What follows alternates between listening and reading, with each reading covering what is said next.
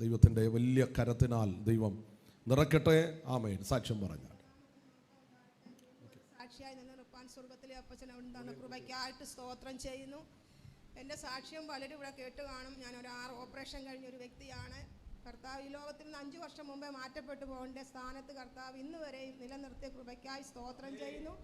ഞാൻ ഈ സഭയിൽ വന്നിട്ട് ഇപ്പോൾ 3 വർഷമായി. ഈ സഭയിൽ വരുന്നതിന് മുമ്പ് ഞാൻ ഒരു ഇഞ്ചക്ഷന് എൻ്റെ വയറ്റിൽ എപ്പോഴും വെള്ളം കെട്ടി നിൽക്കും ഓപ്പറേഷൻ കഴിഞ്ഞ്.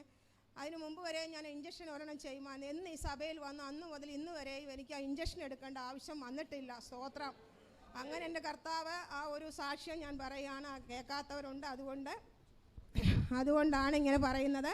രണ്ടാമത് എൻ്റെ തൊണ്ടയിൽ സൈഡിൽ ഒരു എല്ല് വളർന്നു വരുന്നുണ്ട്. ഞാൻ ഈ സഭയിൽ വരുന്നതിന് മുമ്പേ എനിക്കതുണ്ട്. അത് ഓപ്പറേഷൻ ചെയ്യണമെന്ന് 4 വർഷം മുമ്പേ ഡോക്ടർമാർ പറഞ്ഞു. എങ്കിലും ഞാൻ ദൈവത്തോട് പറഞ്ഞു 6 പ്രാവശ്യം കത്തിവെച്ച് എൻ്റെ ശരീരത്തിൽ ഇനി ഒരു കത്തിവെക്കാൻ ദൈവം സമ്മതിക്കയില്ല. ആ വിഷയം വെച്ച് പ്രാർത്ഥിച്ചു. ഞാൻ പാസ്റ്ററിനെ പരിചയപ്പെട്ട നാൾ മുതൽ പാസ്റ്ററും അതിനുവേണ്ടി പ്രാർത്ഥിച്ചു. ഡോക്ടർമാർ പറയും സ്ട്രെയിൻ എടുക്കരുത്, ഇവിടെ വന്ന് ആരാധിക്കാൻ പറ്റത്തില്ല, അതുകൊണ്ട് ഈ എല്ല് വന്ന് ഉരയുമ്പോൾ തൊലിയെല്ലാം പോകും, പിന്നെ ഇൻഫെക്ഷൻ ആകും. പല പ്രാവശ്യം പാസ്റ്റർ പറഞ്ഞിട്ടുണ്ട് ആൻറ്റി ഒത്തിരി ശബ്ദത്തിലെടുക്കും. പക്ഷേ എനിക്കിവിടെ വന്ന് നിൽക്കുമ്പോൾ അത് പറ്റത്തില്ല. ഞാൻ ആരാധിക്കും. എൻ്റെ കർത്താവ് എനിക്ക് തന്നതെല്ലാം നന്മയ്ക്കാണെന്ന് വിശ്വസിക്കുന്ന ആളാണ് ഞാൻ ആരാധിക്കും. വേദന പിന്നെ വരും, അത് സാരമില്ല. അങ്ങനെ എൻ്റെ കർത്താവ് ഇന്ന് വരെ അതിനും കത്തിവെക്കാൻ ഇടയാക്കില്ല. ആ എല്ലുണ്ട്, പക്ഷെങ്കിൽ മേളിലോട്ട് വളരാൻ ദൈവം ഇടയാക്കിയില്ല. ഡോക്ടർമാർ തന്നെ പല പ്രാവശ്യം ചെക്ക് ചെയ്ത് എന്താണ് ചേച്ചി ഇതിൻ്റെ അർത്ഥം, ഓപ്പറേഷൻ ചെയ്യേണ്ട സമയങ്ങൾ കഴിഞ്ഞല്ലോ. ഞാൻ പറഞ്ഞു അതൊക്കെ കർത്താവ് ഓപ്പറേഷൻ ചെയ്ത് വെച്ചിരിക്കുകയാണെന്ന് പറയും. ഇപ്പോൾ എനിക്ക് പറയാനുള്ള സാക്ഷ്യം ഞാൻ ഈ സഭയിൽ ആരോടും പറഞ്ഞിട്ടില്ല, പാസ്റ്ററിന് മാത്രമേ ഉള്ളൂ. 2-3 മാസമായി എൻ്റെ ഒരു കൈ തളർന്നു പോകുന്ന രീതിയിലുള്ള വേദനയാണ്. എൻ്റെ പുറത്ത് നല്ല നീരുണ്ട്. ഞാൻ എന്താണെന്നൊന്നും അറിയാതെ ഇങ്ങനെ ഭാരപ്പെടുന്നുണ്ട്. പക്ഷേ എനിക്ക് നല്ല ധൈര്യമുണ്ട്. ഇത്രയും ദൈവം നടത്തിയ ദൈവം എന്നെ വീണ്ടും നടത്തുമെന്നുള്ളൊരു വിശ്വാസം എനിക്കുണ്ട്. അതുകൊണ്ട് ഞാൻ ഈ വിഷയം വെച്ച് ഞാൻ ഒറ്റയ്ക്കിരുന്ന് പ്രാർത്ഥിക്കും. എനിക്ക് അത്ര സഹിക്കാൻ വയ്യെങ്കിൽ മാത്രം ഞാൻ പാസ്റ്ററിനെ വിളിച്ച് പറയും. അങ്ങനെയാണ് എൻ്റെ ഈ രീതി.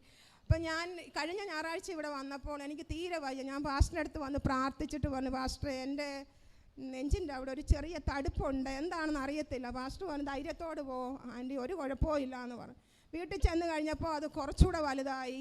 ഭയങ്കര വേദന, സഹിക്കാൻ വയ്യ. എൻ്റെ അമ്മ വന്നിട്ട് ഒത്തിരി കരഞ്ഞു. ഞാനിരിക്കുമ്പോൾ എൻ്റെ കുഞ്ഞുങ്ങൾക്കൊന്നും സംഭവിക്കരുത്, നീ ഇത്രത്തോളം കഷ്ടതയെ കൂടെ കടന്നിട്ടും നിനക്ക് പിന്നെയും ദൈവം എന്താ തരുന്നതെന്ന് ഓർത്ത് എൻ്റെ അമ്മ കരഞ്ഞു. ഞാൻ പറഞ്ഞു അമ്മ ഭാരപ്പെടേണ്ട, ഇത്രത്തോളം നടത്തിയ ദൈവം അങ്ങോളം എന്നെ നടത്തും, എൻ്റെ കുഞ്ഞുങ്ങളുടെ നന്മ കാണാനുള്ള ആയുസ് എൻ്റെ ദൈവം തരും എന്ന് ഞാൻ വിശ്വസിച്ചു. പക്ഷേങ്കിൽ എല്ലാവരുടെയും ഇത് കാരണം ഞാൻ കഴിഞ്ഞ തിങ്കളാഴ്ച രാവിലെ ചെങ്ങന്നൂർ ഗവൺമെൻറ് ഹോസ്പിറ്റലിൽ പോയി ഒരു സർജനെ കാണിച്ചു. പുള്ളിക്കാരി അത് ടെസ്റ്റ് ചെയ്തപ്പോൾ പറഞ്ഞു ക്യാൻസറിൻ്റെ ആണെന്ന് തോന്നുന്നു, എത്രയും പെട്ടെന്ന് വണ്ടാനത്ത് പോകുവാൻ വേണ്ടി എനിക്ക് എഴുതി തന്നു. പക്ഷേ ഞാനൊന്നും ടെൻഷൻ എടുത്തില്ല. എനിക്ക് ഒന്നും ക്യാൻസർ ആയാലും എന്തായാലും എൻ്റെ ദൈവം തരുന്നതാണെന്നുള്ള വിശ്വാസമുണ്ട്. ഞാൻ വീട്ടിൽ വന്ന് പറഞ്ഞു, എൻ്റെ മോളോട് വിളിച്ച് പറഞ്ഞപ്പോൾ അവൾ കരഞ്ഞു, മമ്മി പോകണം. ഞാൻ പറഞ്ഞു ഞാൻ പോകത്തില്ല. ഞാൻ ഉടൻ തന്നെ പാസ്റ്ററിനെ വിളിച്ചു.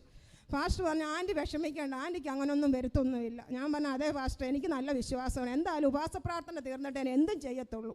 പാസ്റ്റർ പറഞ്ഞു ശരി വിശ്വാസത്തോടെ പ്രാർത്ഥിക്കാൻ, ഞാനും പ്രാർത്ഥിക്കാമെന്ന് പറഞ്ഞു. പാസ്റ്റർ പ്രാർത്ഥിച്ചു. തിങ്കളാഴ്ച ഇവിടെ ആദ്യത്തെ വന്നപ്പോൾ എനിക്ക് ആ ഗുളിക തന്നത് കഴിച്ചാൽ ഞാൻ 3 ദിവസം മയക്കത്തിലാണ്, എനിക്ക് എഴുന്നേക്കാൻ പറ്റത്തില്ല. ആ ഗുളിക കഴിച്ചത് ഞാൻ ഉപവാസം കാരണം ഞാനിപ്പോൾ 3 ദിവസമായി ആ മരുന്ന് കഴിച്ചിട്ട്. പക്ഷെ ഞാൻ ഈയിടെയായിട്ട് ശരീരം അങ്ങ് വീങ്ങി വരുന്നുണ്ട്. ബ്ലഡ് നോക്കിയപ്പോൾ 9.2 ഉള്ളൂ. ബ്ലഡ് കുറഞ്ഞു, വെയിറ്റ് കൂടുന്നു, ഫുഡ് കഴിക്കത്തില്ല, എനിക്ക് വിശപ്പില്ല. അപ്പോൾ തന്നെ എനിക്കറിയാം എന്തോ ശാരീരിക അസ്വസ്ഥത ഉണ്ടല്ലോ എന്ന്. പക്ഷേങ്കിൽ ഞാൻ ധൈര്യത്തോടെ പ്രത്യാശയോടെ ദൈവസന്നിധിയിൽ 3 ദിവസവും ഇരുന്നു. ആദ്യത്തെ ദിവസം വന്നപ്പോൾ എനിക്ക് കൈകൊട്ടാൻ വയ്യ. കുറച്ച് നേരം കൈകൊട്ടും, പിന്നെ ഞാൻ കയ്യിൽ ഇടിക്കും അടിക്കും, അങ്ങനെയൊക്കെ ഞെക്കിയൊക്കെ ഇവിടെ ഇരുന്നു. ഇന്നലത്തെ ദൈവം അത്ഭുതം പ്രവർത്തിച്ചെന്ന് പറഞ്ഞാൽ ഇന്നലത്തെ പ്രാർത്ഥനയിൽ പാസ്റ്റർ വന്നു, ഞാൻ ഫ്രണ്ടിലോട്ട് വന്നു, പ്രാർത്ഥിച്ചു. എൻ്റെ തലയിൽ കൈവച്ചപ്പോൾ തന്നെ ഞാൻ തറയിൽ വീണപ്പോൾ എൻ്റെ നെഞ്ചിൻ്റെ അവിടെ ഭയങ്കര അരപ്പും വേദനയും. ഞാൻ അവിടെ കിടന്നുകൊണ്ട് തന്നെ കർത്താവേ എനിക്ക് നീ സൗഖ്യം തന്നല്ലോ എന്ന് ഞാൻ പ്രാർത്ഥിച്ചു പറഞ്ഞു. പക്ഷെ ഞാൻ വീട്ടിൽ ചെന്ന് ടെസ്റ്റ് ചെയ്തപ്പോൾ അത് എവിടെയെന്ന് കാണുന്നില്ല. സ്തോത്രം സ്തോത്രം സ്തോത്രം ഹല്ലേലൂയ സ്തോത്രം സ്തോത്രം ഹല്ലേലൂയ സ്തോത്രം സ്തോത്രം. ഞാൻ എൻ്റെ കർത്താവിനോട് പറഞ്ഞിട്ടുള്ളതാണ് 5 വർഷം ജീവിച്ചാലും മരിച്ചാലും നിനക്ക് വേണ്ടിയുള്ള മകളാണ് ഞാൻ.